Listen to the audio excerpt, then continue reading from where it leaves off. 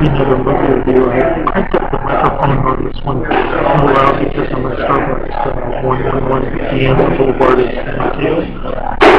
And this movie review is for The Dark Knight. Again, the only reason why I put The Dark Knight on my Netflix queue is because I had a 10-hour long distance friend at the time. Her name was Christina. I asked Christina to watch Suspiria. She asked me to watch Wanted in The Dark Knight.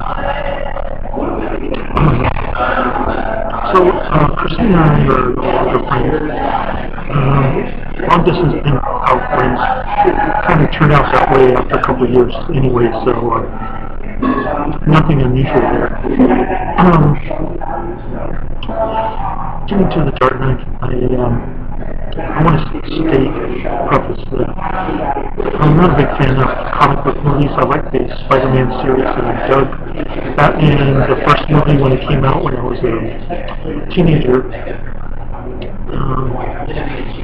And I collected the Dark Knight comic book when it first came out in the late 80s, the Frank Miller comic book. I think I bought 3 copies of the first comic that came out, the #1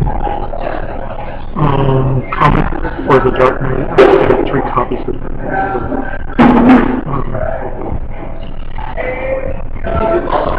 I liked the comic book when I was a kid. I liked the first movie, but as I became an adult, I got sick and tired of comic book movies in general. I hated Iron Man.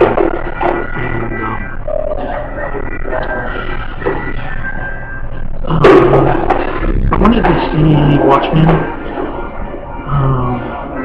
but I never got around to it. Watchmen came out in 2009, and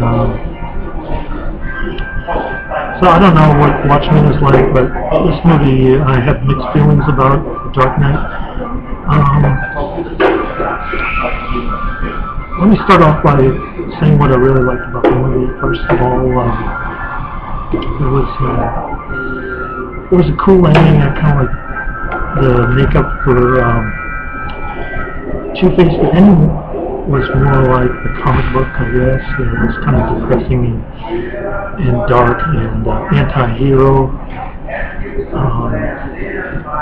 So that was cool. What I didn't like about the movie was that it was too long, 2.5 hours.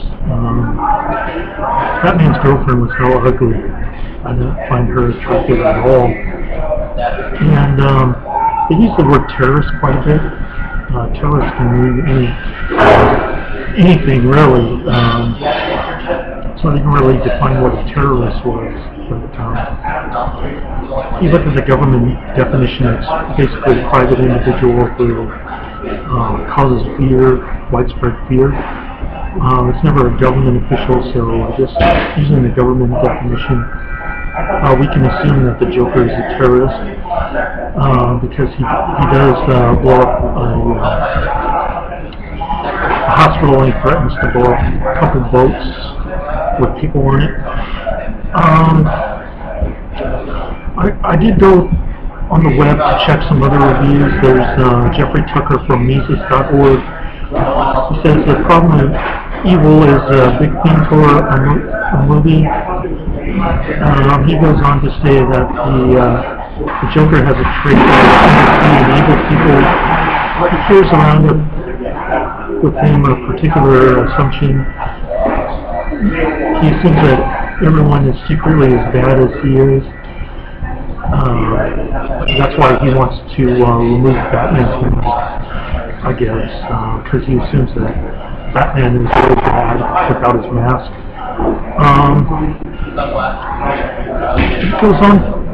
Tucker goes on to say that the Joker is a product of mistaken public policy, the end result of the prohibition of peaceful trade.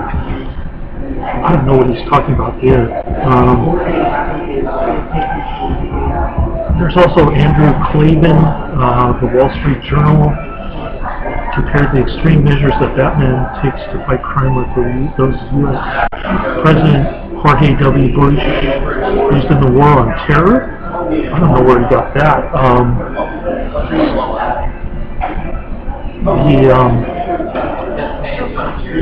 The device that Batman uses to spy on people, cell phones, that could be just any corporation using business intelligence or analytics or what's the other term? Data mining. So I don't see how that compares to Harvey W. Bush and his war on terror, but Andrew Clavin is not beyond doing a false analogy, so I can't really blame him for being a total idiot. Reviewing the film and the Splendid Times Series of third review, Cosmo Landisman argues that The Dark Knight offers up a lot of moralistic waffle about how he must hug a terrorist. However, it's a long and tedious discovery about how individuals in society must never abandon the rule of law and struggling against the forces of lawlessness. In fighting monsters, we must be careful not to become monsters, that sort of thing. Film Champions Anti-War Coalition, whatever that is, claim that in having a war on terror, you create the conditions for more terror. We are shown that innocent people died because of Batman and false flag. I guess he's talking about the end of the movie. Again, I can't really relate to what these people are talking about. I just thought it was a movie about a guy who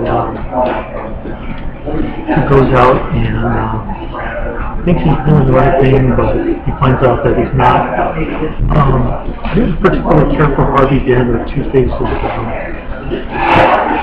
application of RICO on this one.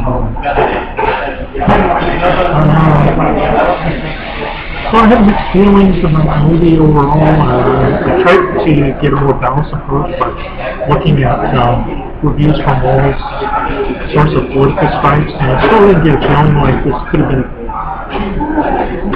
a great movie. I thought Heath Ledger was overrated in this one as a Joker. I couldn't really get into the Joker too much in this one. Christine Henriquez fell in love with the Joker, and I guess that's why she loved Heath Ledger as much as she loved Angelina Jolie in Wanted. But anyway, I'm going to wrap up my movie review now. Thanks for watching, and have a great day. Later.